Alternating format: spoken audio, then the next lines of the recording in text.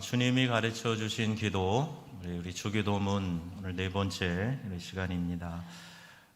우리 말씀의 제목을 하나님의 뜻이라고 이렇게 정했는데, 하나님의 인도하심이 여러분의 삶 가운데 더욱 구체적으로 경험되어질 수 있기를 주님의 이름으로 축복합니다. 하나님의 인도하심을 받기 위해서 우리의 기도의 내용과 기도의 방향을 좀 살펴봐야 될 것 같아요. 간혹 우리가 기도한다고 하는데 기도의 방향이 좀 잘못돼 있어서 이런 부분들을 좀 교정해야 되지 않겠는가 생각이 들 때가 종종 있습니다. 우리가 기도할 때 내 뜻이 이루어지는 것에 관심을 많이 두고 있습니다.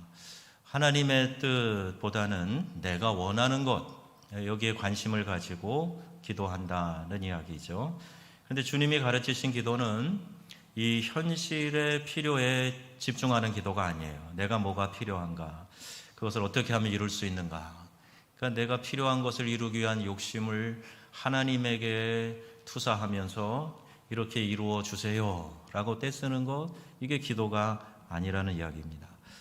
하나님의 뜻에 집중하는 그런 기도를 드려야 되는데, 기도의 열심도 중요하죠. 기도에 열심을 내서 기도할 때 더 힘써 기도하고 새벽에도 나와 기도하고 하는 일이 참 중요합니다. 그런데 열심 못지않게 중요한 것이 그래서 기도의 방향이라는 거예요.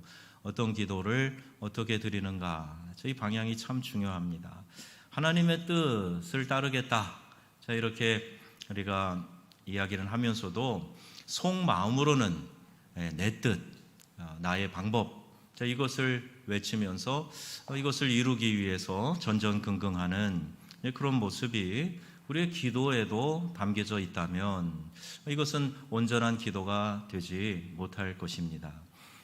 내가 하나님을 따라가야 되는데 하나님이 나를 따라와야 하는, 그리고 내 말을 잘 들으시는 착한 하나님, 그런 하나님을 기대하고 있는 것은 아닌가, 이런 생각도 들어요. 물론 우리가 말하는 하나님의 뜻이라고 할 때 이 하나님의 뜻은 이슬람교에서 이야기하는 알라의 뜻, 인샬라. 그 어떤 일이든지 그냥 무조건 할 말 없으면 인샬라 이렇게 하는데 그것과는 많이 다릅니다. 운명론적인 그런 속절없는 외침이 아니라 정말 하나님이 나를 향하신 계획이 무엇인가, 최선의 것을 주기를 원하시는 좋으신 아버지이신데 하나님은 나를 향해서 지금 어떤 뜻과 계획을 가지고 계신가, 이 하나님의 뜻을 우리가 기도 가운데 구하여야 한다는 거예요. 의미를 잘 이해해야 됩니다. 우리 전라도 말에 거시기가 있잖아요. 이 거시기 그래 버리면 통하기는 하는데 이게 도대체 정확하게 무슨 뜻인지 저도 아직까지 파악이 안 되는 거시기가 참 많습니다. 그런데 하나님 말씀을 대하면서도 이렇게 두루뭉실하게 정확한 뜻이 아님에도 불구하고 내가 믿고 싶은 대로 그 말씀을 이해하려고 하는 거, 이거 그렇게 건강한 성경 해석의 방법이 아니에요. 신학을 하는 이유는 성경 말씀을 정확하게 이해하기 위해서 본문 비평도 하고 역사 비평도 하고 또 원어를 배우면서 하나님의 말씀의 진정한 뜻이 어디 있느냐, 이걸 찾아가는 것이거든요. 그러니까 여러분, 말씀을 잘 해석하고 잘 이해하지 않으면 똑같은 성경 펴놓고 우리가 이단들이 말하는 이단 사설을, 교리들을 여기서도 끌어내서 만들고는 하는 거죠. 그래서 여러분, 기도할 때에도 꼭 기도의 정확한 의미를 알고 하나님의 뜻을 구하는 그런 기도를 올려드릴 수 있기를 바랍니다. 내가 정당화하기 위해서 기도할 때 하나님이 응답을 주셔도 하나님 꼭 그것만이 하나님의 뜻은 아니잖아요. 그럼 막 성경 구절도 갖고 와가지고 하나님 다른 걸 주세요. 마치 제비 뽑을 때 마음에 안 들면 집어넣고 다시 뽑듯이 하나님 다른 것 주세요. 자, 이렇게 구하면요, 하나님의 올바른 응답 우리에게 침묵하시고 들려주시지 않을 거예요. 아이가 너무 떼를 쓰면요, 부모님이 에이 알았어, 그래 불필요한 건데, 때로는 아이에게 약간 위험한 건데 그냥 허락할 수도 있어요. 떼 쓰면은요, 떼 쓴다고 무조건 다 들어주면은 아이 망칩니다. 이런 아이는 자라가지고도 흔히 심리학적으로 얘기하는 성인 아이가 돼갖고 몸은 자라서 어른이 됐는데 그 속사람은, 그 사고 구조는 어린아이와 같은 그런 상태에 머물러 있는 사람들이 있어요. 자기도 사회 부적응자가 되고 주변 사람들도 힘들게 만들어요. 영적인 아이와 같은 사람들도 있습니다. 예수 처음 믿을 때야 누구나 다 새로 거듭나서 새로 태어나서 자라는 과정에 있다고 하겠지만은 오래되었는데도 여전히 영적인 아이와 같이 미숙함 속에 있어서는 안 되죠. 하나님의 뜻과 상관없이 내 뜻대로만 이루기를 원하는 사람, 이런 사람들이 아직도 영적인 미숙함 속에 있다고 볼 수 있어요. 아이들은요, 찬 거 좋아합니다. 또 단 거 좋아해요. 이 두 가지가 다 만족시켜줄 수 있는 것이 아이스크림이죠. 아이들이 아이스크림 먹고 싶다고 부모님이 그냥 배 터지도록 사줘봐요? 금방 배탈 납니다. 적당히 먹도록 통제하고 때에 따라서는 안 돼! 그리고 거절도 하지 않습니까? 적당히 먹도록 제한하는 거예요. 아이들이 차 뒷좌석에 앉게 되면은 아이들 본능대로 막 장난치고 싶어가지고 유리 창문을 올렸다 내렸다 합니다. 위험하죠? 지나가는데 막 손도 내밀 수도 있고 고개도 내밀 수도 있고 잘못하면 막 충격 있으면 빠져나갈 수도 있잖아요. 그래서 운전하는 아빠가 앞에서 버튼을 하나 뜩 눌러놔요. 그게 오토락이라고. 그러면은요, 창문을 오리고 내리고 할 수도 없어요. 문도 못 엽니다. 그렇게 되어 있어요. 근데 아이가 그것도 모르고 아빠 창문이 고장났어, 창문 안 올라가 안 올라가 이러면서 떼쓰고 있으면 아빠는 그냥 허허 웃고 마는 거죠.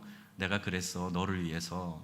이게 우리 신앙에도 그런 요소들이 있어요. 하나님 올리고 싶어요, 내리고 싶어요 그러는데 내 뜻대로 안 된단 말이에요. 그런데 우리가 알지 못하는 하나님의 보호장치, 안전장치, 우리를 생각하시고 염려하시고 배려하시는 하나님의 뜻, 그것이 오토락으로 고정되어 있어서 그럴 때가 있어요. 인간은요, 약점이 있는데 멀리 보지 못한다는 것입니다. 그래서 당장 눈앞에 보여지는 것, 눈앞에서 지금 벌어지고 있는 일들, 급한 것들, 여기에 자꾸 우리의 마음을 뺏기고 우리의 시선을 거기에 뺏기고 살아가요. 그것이 내 뜻대로 잘 되지 않으면 안절부절합니다. 그런데 하나님은 알파와 오메가, 처음과 마지막이에요. 모든 것을 알고 계세요. 그러니 전지전능하신 하나님께서 그분의 시선으로 볼 때 당장 눈앞에 있는 것 때문에 전전긍긍하는 우리들을 하나님이 그대로 우리 뜻대로 그대로 진행되도록 만들지 않으신다는 거예요.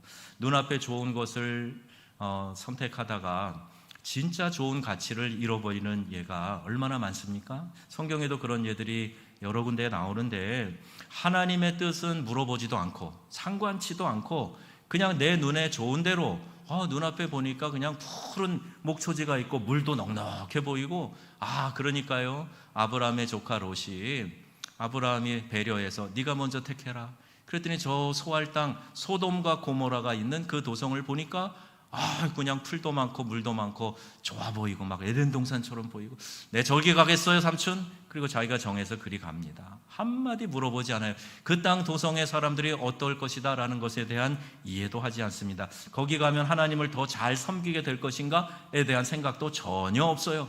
그냥 당장 눈앞에 보이는 대로 선택했다가 소돔과 고모라가 불과 유황으로 멸망할 때에 폭삭 망하는 그런 참담함을 경험하게 되지 않습니까? 우리가 또 한 가지 방향 못지않게 또 중요하게 생각할 것이 속도입니다.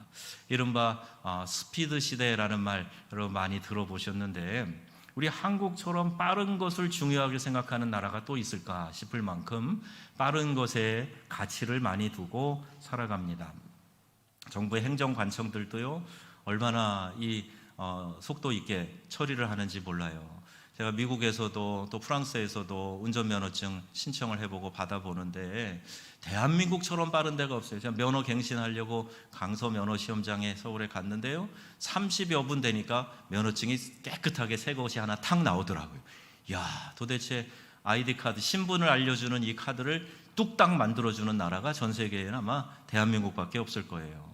서비스업이 얼마나 발달되어 있는지 모릅니다. 특별히 이 속도를 요하는 배달 이런 것들이 엄청 빨라요. 이렇게 빠른 나라 없습니다. 인터넷 속도가 전 세계에서 제일 빠르다 그래요. 그래서 IT 강국이 되고 좋아지는 것도 있지만 또 이것으로 인한 폐해도 우리가 무시할 수 없을 만큼 많이 있습니다. 여러분, 빠른 게 능사가 아니에요. 빨리 했다가 급하게 처리했다가 후회하는 일들이 얼마나 많습니까?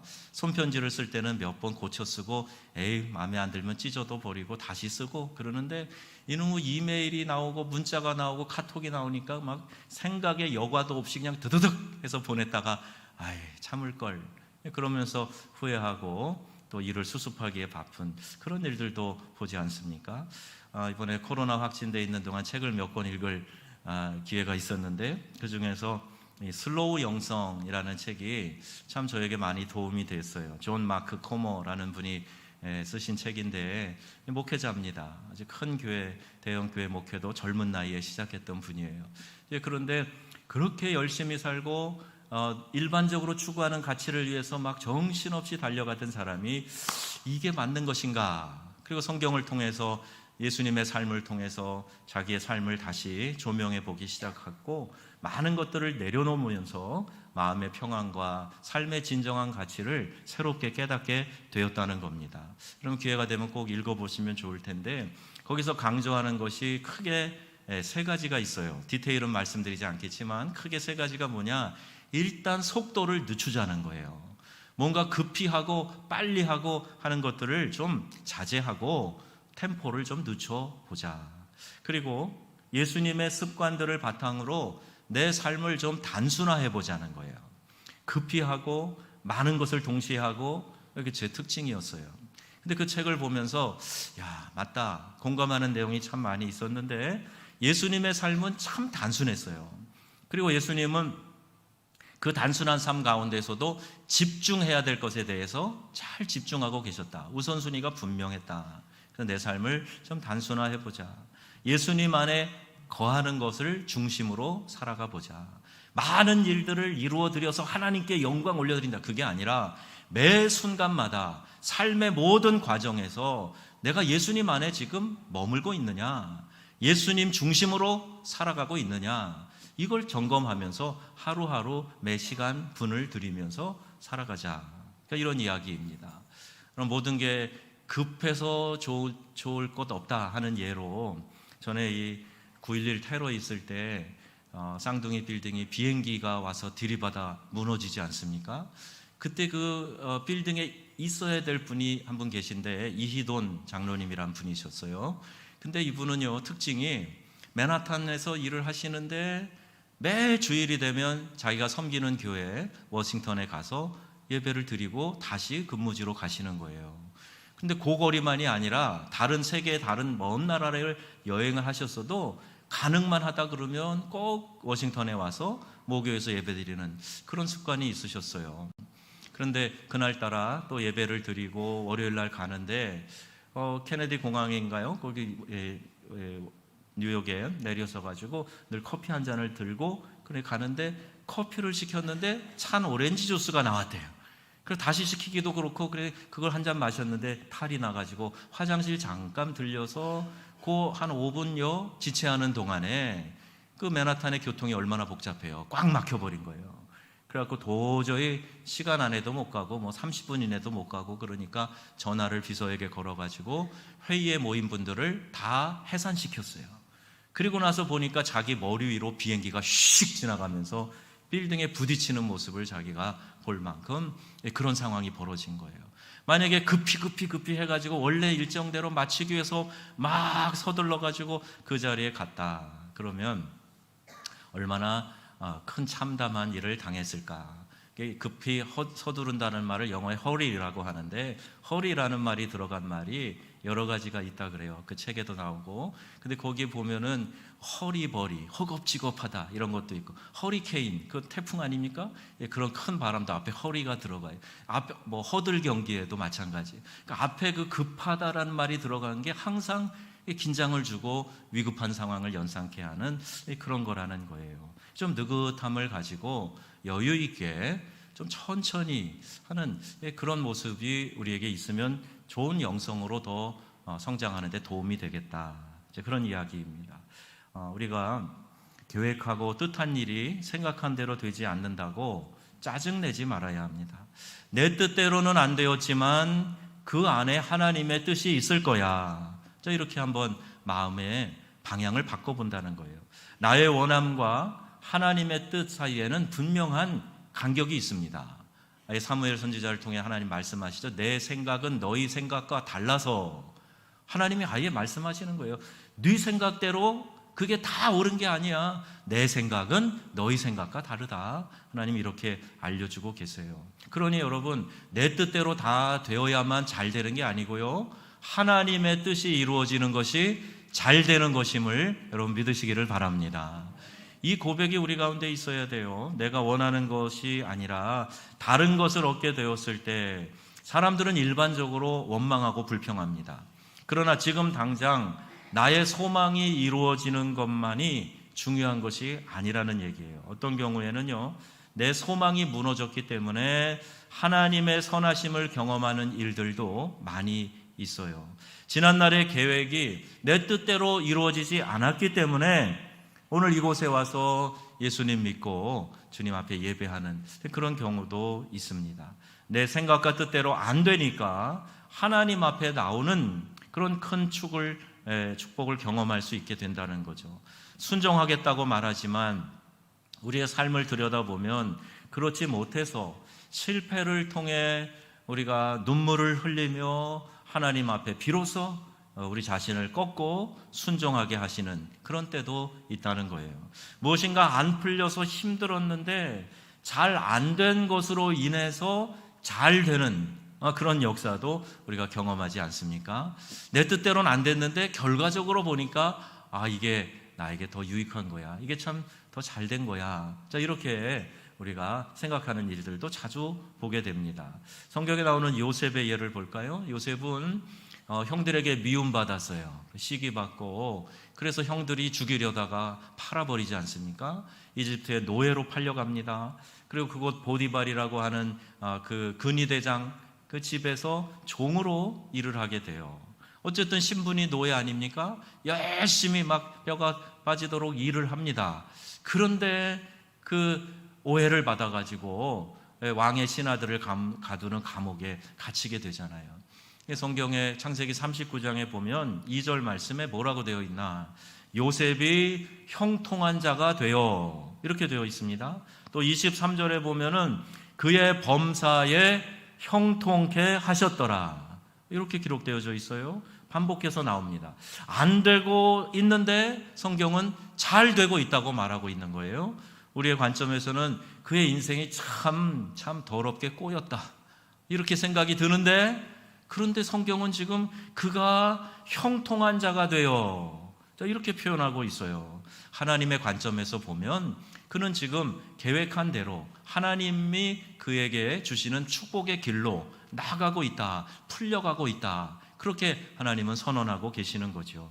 우리가 보지 못해서 꼬이고 그래서 나는 불통이라고 이야기를 하지만 하나님께서는 그것을 형통이라고 말씀하고 계시다는 거예요.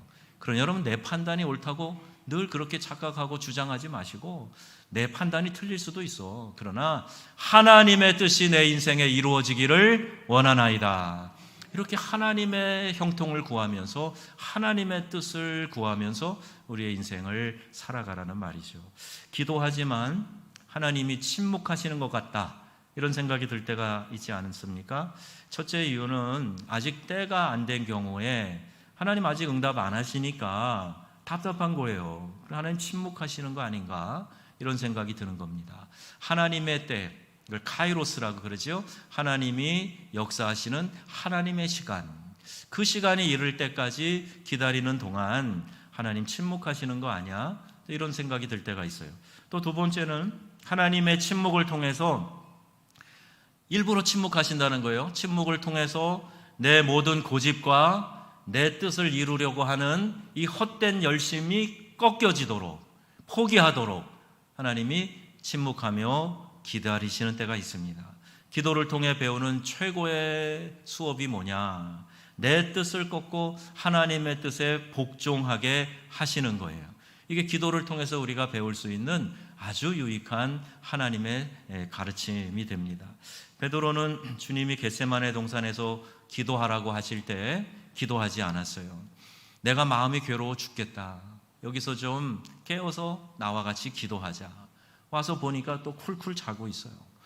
그래서 예수님께서는 너희가 한시도 깨어 있을 수 없느냐? 시험에 들지 않게 깨어 기도하라 말씀하셨어요.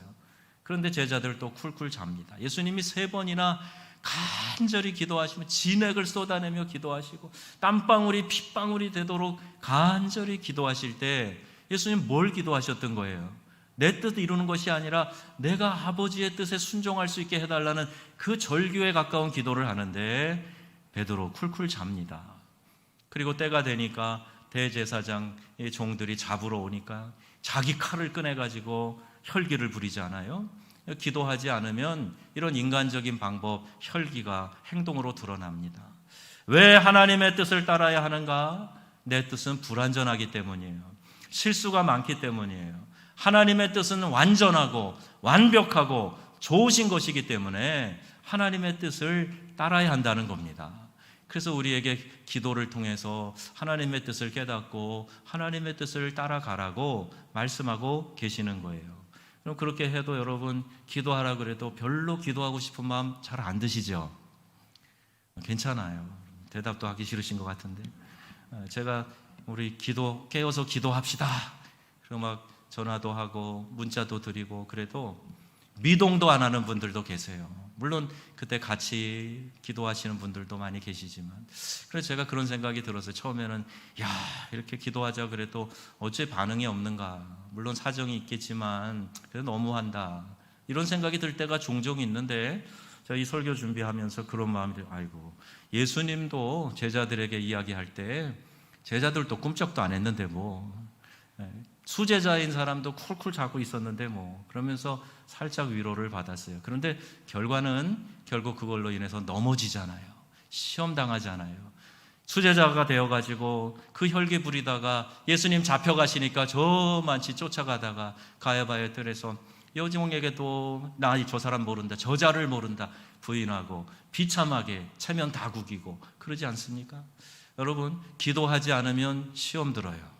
내가 깨어 기도하라 말씀하시는 주님의 음성이 있을 때 또 우리 교회 공동체가 함께 긴장하며 기도하며 깨어 있어야 될 때 신호를 보내면 여러분 반응하고 같이 기도하셔서 믿음 안에 승리하는 우리 복된 성도님들이 다 되시기를 주님의 이름으로 축원합니다.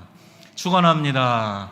기도해야 된단 말이에요. 기도로 깨어 있어야 시험에 들지 않고 우리 주님이 기뻐하시는 뜻이 무엇인가 분별할 수 있게 되고 또 분별해도 따라갈 믿음이 없으면 안 되는데 그 믿음과 의지를 성령께서 우리 안에 부어주시는 거예요. 하나님의 뜻에 순종하는 일이 생각처럼 쉽지 않아요.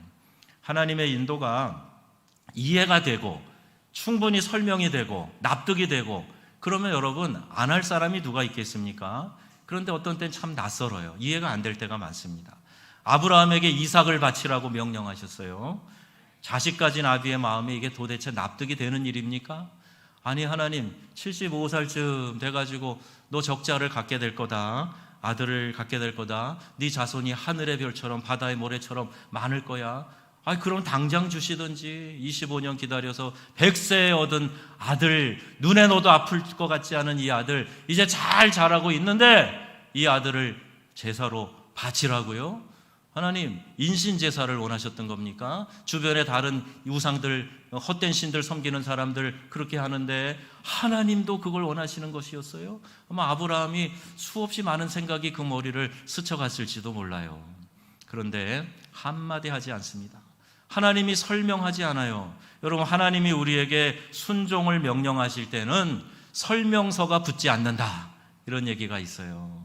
자세하게 이렇고 전후좌우가 이러니 이렇게 하거라 하시는 게 아니라 아들을 제물로 바쳐라 말씀하셔요.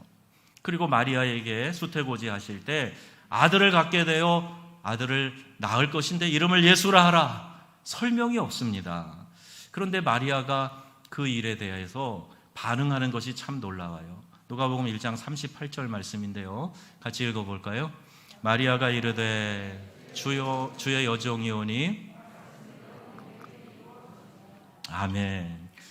이런 대답이 쉽지 않은 겁니다. 마리아의 순종은요 삶의 모든 것이 다 뒤틀릴 수 있는 그런 거예요. 결혼하지 않은 처녀입니다. 그런데 임신을 했어요. 그러면 유대법에 따라서 저 간부를 끌어내 그래갖고 돌을 들어 쳐도 무방한, 아니 그렇게 하는 것이 법인 그런 상태인 거예요. 약혼 정혼자가 있어요. 그 사랑하는 요셉에게는 뭐라고 말할 거예요? 이 상황을 어떻게 설명할 겁니까? 그런데도 불구하고 주의 종이 오니 주의 말씀대로 내게 이루어지리이다. 앞으로 사랑하고 가정을 꾸미고 행복한 꿈을 꿔야 할 그런 처녀에게 임신의 소식을 전해주고 그것에 순종하겠다라는 이야기가 결코 쉬운 것이 아니죠. 그런데 여러분, 내가 이해 못해도, 내게서 모든 것이 다 사라진다고 해도 그보다 더 중요한 것이 있기 때문에 순종하는 거예요. 그 중요한 것이 무엇인가? 그게 바로 하나님의 뜻이라는 겁니다. 제가 여러분 중요한 것이 뭐냐 물어보면 뭐라고 대답하시겠어요? 하나님의 뜻 대답해 보세요. 여러분, 우리에게 가장 중요한 것이 무엇입니까? 여러분, 기도하면서 무엇이 이루어져야 됩니까? 내 뜻보다 더 중요한 것이 무엇입니까? 하나님의 뜻이에요. 그래서 그것을 깨닫고 그 하나님의 뜻에 순종하라고 우리에게 기도를 가르치시고 기도를 명하고 계시는 겁니다. 예수님도 겟세마네 동산에서 그렇게 기도하셨어요. 주여, 아버지, 할 수만 있거든 이 잔을 내게서 옮겨 주시옵소서. 예수님도 분명히 바람이 있었어요. 이 고통의 잔, 이 수모와 수치를 감당해야 될 많은 세상의 사람들의 죄를 지고 부끄러움을 당하며 고통당하며 죽어야 될 그 십자가의 고난 생각하면서 아버지, 가능하면 이 고난의 잔을 내게서 좀 옮겨주세요. 그렇게 기도하신 거예요. 너무 고통스러울 것이기 때문에 두려웠을 것입니다. 그러나 이 기도가 이어지잖아요. 내 뜻대로 마옵시고 아버지의 뜻대로 되기를 원하나이다. 이 기도를 진정으로 드리기 위해서 예수님은 그 밤에 정말 하나님 앞에 절규하며 간절히 기도를 드렸던 거예요.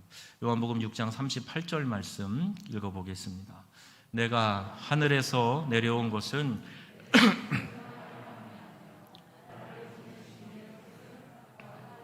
아멘.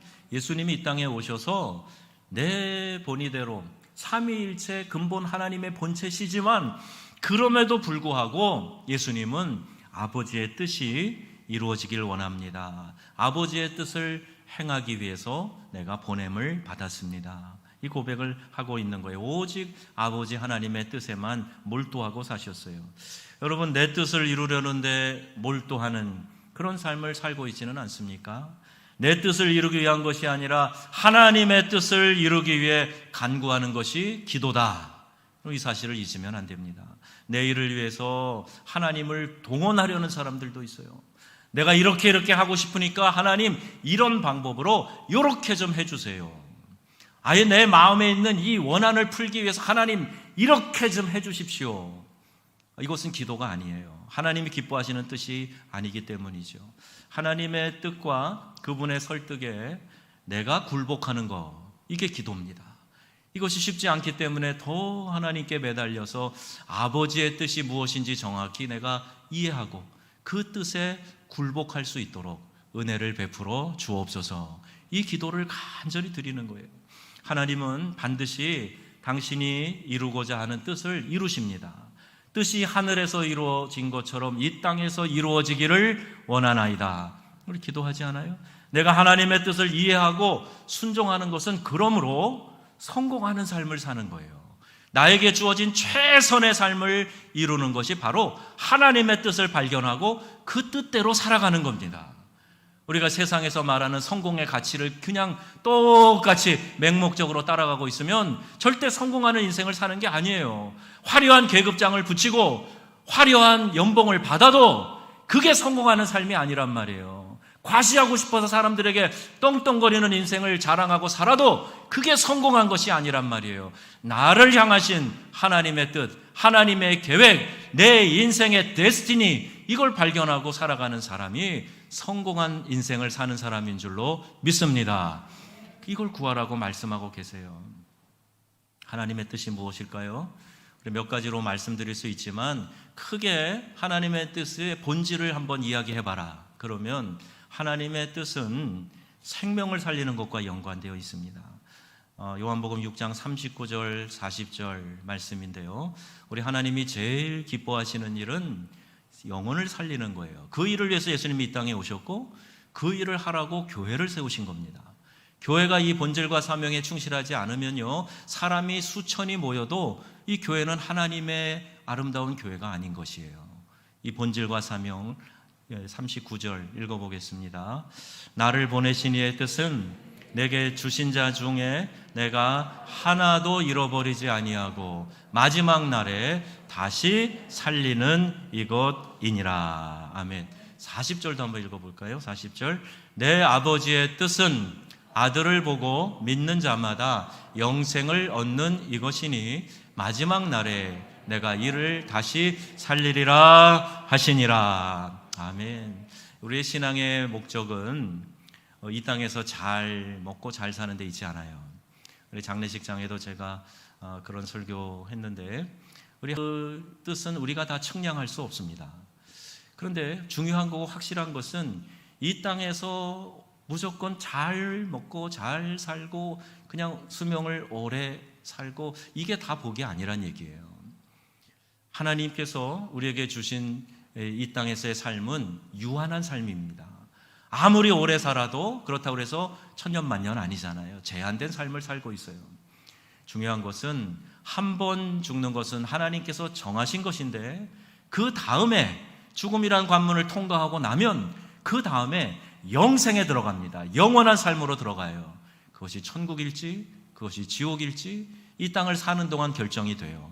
오직 주 예수를 믿으면 하나님이 우리에게 독생자로 예수 그리스도를 주셨으니 이는 저를 믿는 자마다 멸망하지 않고 영생을 얻게 하려 하심이라. 이 말씀이에요.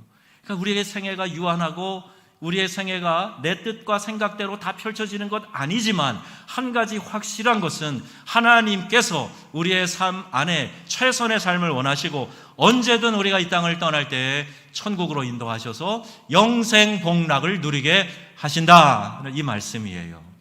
그래서 우리가 소망을 가지고 살아가는데, 아버지가 기뻐하시는 뜻이 뭐냐?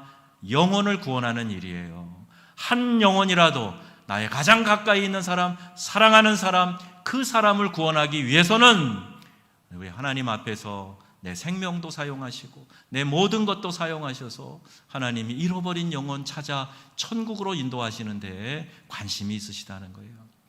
오늘 일부 예배 때 그런 분이 나오셨어요. 본인은 잘 믿지 않았지만 아내분이 열심히 신앙생활 했어요. 암이 걸려서 돌아가신 걸로 아는데 근데 그분을 위해서 열심히 기도했어요.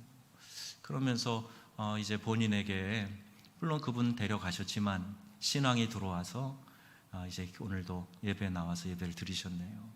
하나님의 방법과 뜻은 우리가 알 수 없지만 하나님의 관심은 여기 있다는 거예요. 영혼 구원하는 데 있습니다.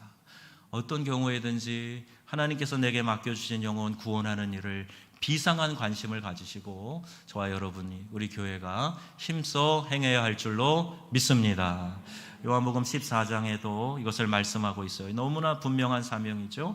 너희가 내 이름으로 무엇을 구하든지 내가 행하리라 말씀하시는데, 너희가 내 안에 거하고 내 말이 너희 안에 거하면 무엇이든지 원하는 대로 구하라는 거예요. 하나님의 뜻 안에 있기만 하면 하나님께서 그 일을 이루기 위해서 무엇이든지 우리에게 베풀어 주신다 말씀하고 있습니다. 관건은 주님이 가지고 계신 뜻과 일치하는 그런 마음, 그런 깨달음, 그런 행동, 순종, 이것이 중요한 거죠. 요한일서 5장 14절 말씀도 보겠습니다. 그를 향하여 우리가 가진 바 담대함이 이것이니 그의 뜻대로 무엇을 구하면 들으심이라. 아멘. 하나님의 분명한 뜻 한 가지 말씀드렸어요. 영혼 구원입니다. 영혼 구원을 위해서 여러분 하나님께 철저히 매달려 기도하세요. 하시면 하나님께서 그것에 필요한 모든 것들을 더하신다는 거예요. 마태복음 6장 33절에도 말씀하죠. 너희는 먼저 그의 나라와 그의 의를 구하라. 그리하면 이 모든 것을 너희에게 더하시리라 말씀하고 있어요. 이 우선순위가 바뀌기 때문에 자꾸 내가 원하는 것, 내 만족을 주는 것, 이 세상의 관심과 이 세상의 욕심을 구하니까 계속해서 기도가 응답이 안 되는 걸로 생각하고 그 영적 건조함에 들어가고 하지 않습니까? 먹든지 마시든지 무엇을 하든지 하나님의 영광을 위하여 해야 하는데 그 영광은 곧 영혼 구원하는 것이다 말씀하고 있어요. 기도할 때 확신과 담대함이 없다면 여러분 한번 다시 기도를 바꿔보세요. 언제 확신과 담대함이 오는가? 하나님의 뜻과 일치될 때예요. 내 뜻을 관철시키려고 막 기도할 때는 그런 담대함, 확신 없어요. 그러나 이게 하나님의 뜻이다, 하나님의 뜻을 깨닫게 되고 그 뜻과 일치될 때 강한 담대함이 나옵니다. 그래서 어디 저 아프리카 오지도 갈 수 있는 것이고 어떤 희생과 손해에도 하나님이 내게 맡겨주신 일인데 하면서 담대할 수 있는 거예요. 로마서 8장에 성령이 말할 수 없는 탄식으로 우리를 위하여 친히 간구하신다 그랬는데 무엇을 간구하시는 건 줄 아세요? 내 육신의 욕망대로 내 뜻대로 가려는 것을 자꾸 성령 하나님께서 우리 안에서 그게 아니야, 그 길이 아니야, 이게 하나님 기뻐하시는 일이야 말할 수 없는 탄식으로 우리를 이끌어 가시고 교정해 주시고 하나님의 뜻으로 맞춰가고 계신다는 거예요. 우리는 얼마나 내 뜻에 목을 메고 사는지 몰라요. 하나님의 뜻 염두에 두려고 하지 않습니다. 내 계획이 뜻대로 안 된다고 발버둥 칠 것이 아니라 하나님의 뜻을 내 삶을 통해 이루는 데에 거기에 초점을 맞추고 우리가 힘써 기도해야 할 줄로 믿습니다. 그분의 뜻에 관심이 집중된다면 내 삶에 어떤 어려운 문제가 와도 그것을 통해서 하나님의 뜻을 받아들일 수 있는 거지요. 내 고통은 고통으로 끝나지 않아요. 하나님의 뜻을 이루는 놀라운 축복으로 변화될 줄로 믿습니다. 하나님이 그걸 원하시기 때문이에요. 크리스찬 유튜버 중에 K라고 하는 우리 여자 자매분이 계시더라고요. 이분이 새롭게 하소서에도 간증을 했고 개인 유튜브를 운영을 하는데 개인 채널을 운영하는데 참 재미있어요. 특별히 우리 젊은이들이 관심을 갖고 들을 수 있는 내용들이 많습니다. 근데 거기에 중에 설교와 관련되어 있는 내용이 있어요. 기도에 대한 본인의 나름대로의 해석과 나는 기도를 이렇게 실천하고 있습니다. 이런 이야기인데 참 진솔하고 재미있게 다가왔어요. 한번 보셔도 좋겠어요. K is loved라고 되어 있는데 유튜버 K 찾으시면 나올 것 같아요. 거기도 그런 이야기를 하고 있습니다. 내 일상에서 하나님과 자연스럽게 대화하며 기도하는 그런 일들이 얼마든지 가능하고 그 가운데 하나님의 뜻을 알아가는 거예요. 어떤 목표를 향해서 그 목표를 이루기 위해서 하나님을 활용하는 게 아니라 하나님의 뜻을 알아가는 그 과정, 이게 너무 감사하고 기뻐. 매일이, 매 시간, 매 순간이 하나님의 뜻을 알아가면서 주님의 뜻에 나를 맞춰가는 일이 이게 감격스럽다는 거예요. 우리의 관심은 어디에 있습니까? 결국 형통하게 되는 데 있지 않아요? 예, 옳습니다. 그렇게 해 주신다고 말씀하고 계세요. 그런데 우리의 뜻은 우리가 잘 깨닫지 못하고 미래는 도저히 알 수가 없어요. 그런데 하나님은요, 우리의 미래에 관심이 있으시고 우리에게 희망을 주시는 분이시라고 말씀하고 있습니다. 예레미야 29장 11절 말씀인데요, 같이 읽어보겠습니다. 여호와의 말씀이니라. 평안이요 재앙이 아니니라. 너희에게 미래와 희망을 주는 것이니라. 아멘. 하나님의 뜻은 재앙을 주는 게 아니란 말이에요. 내가 뭘 좀 잘못했다고 그 시시각각 나를 좀 곤란하게 만들고 벌을 주시고 그런 분 아니시란 말이에요. 만약 그런 하나님이라면 우리 중에 몇 명이나 이 자리에 살아있을지 모르겠어요. 하나님은 오래 기다리시면서 우리가 돌이키고 하나님의 뜻대로 살아가기를 원하고 계세요. 그런 우리들을 향한 하나님의 계획은 재앙이 아니라 평안이라니까요. 미래와 희망을 주는 거라고 말씀하고 계신다고요. 그러니 여러분, 하나님의 뜻이 이루어지는 것이 결국 내가 잘 되는 일이다, 내 자녀가 잘 되고 교회가 형통케 되는 일이다 믿으시기를 바랍니다. 내 뜻대로 안 됐다고 심통내지 말고 하나님의 뜻이면 거기에 최선의 것이 있는 줄로 믿습니다 하고 그 신앙으로 나아가라는 말이에요. 하나님이 우리에게 미래와 희망을 주시기 때문이에요. 저는 가끔 그래요. 하나님, 제가 생각한 대로 안 돼서 너무 감사해요. 하나님 제 생각대로 뜻대로 됐으면 이야 이런 복을 전혀 몰랐을 텐데 하나님 제 뜻을 막아주시니 감사합니다. 그런 기도 드릴 때가 있어요. 여러분, 하나님의 뜻은 결국 우리의 구원을 완성시켜 주는 겁니다. 최종 승리를 주시는 거예요. 우리를 최선의 삶으로 이끌어 주시는 겁니다. 그러므로 나의 뜻을 이루기 위해 하늘을 움직이려고 하는 그런 기도가 아니라 하나님의 뜻을 이루기 위해 내 뜻을 포기하고 순종하게 될 때 하나님의 뜻이 이루어지고 우리의 삶은 가장 아름답고 가장 놀랍고 복된 삶이 될 줄로 믿습니다. 그러므로 우리의 기도의 결론이 이런 거예요. 아버지의 뜻이 이루어지리이다. 뜻이 하늘에서 이루어진 것처럼 이 땅에서 내 삶에서 이루어지기를 원하나이다. 이렇게 기도하는 거죠. 내 생각대로 내 계획대로 안 돼도 괜찮아요. 그러나 여기에 하나님의 뜻이 있는 줄 제가 믿습니다. 나는 하나님 아버지의 뜻에 순종하기를 원합니다. 이렇게 우리가 기도하면서 아버지의 뜻을 깨닫고 순종하는 거예요. 주님의 뜻이 우리의 순종을 통해서 이 땅에 이루어짐으로 주의 나라가 임하는 축복이 있으시기를 바랍니다. 하나님의 뜻을 기뻐하시는 여러분 되시기를 바랍니다. 내 뜻이 아니라 하나님의 완전하신 뜻을 기뻐하며 믿음으로 순종하며 그 길을 묵묵히 가게 될 때 지나면 알아요. 하나님 나에게 이런 은혜를 베푸셔, 이런 배려를 해주셨구나, 하나님 이런 큰 섭리가 있으셨군요, 깨닫게 됩니다. 오늘 저와 여러분, 우리 명성의 가족들이 이와 같은 은혜가 충만하기를 주 예수님의 이름으로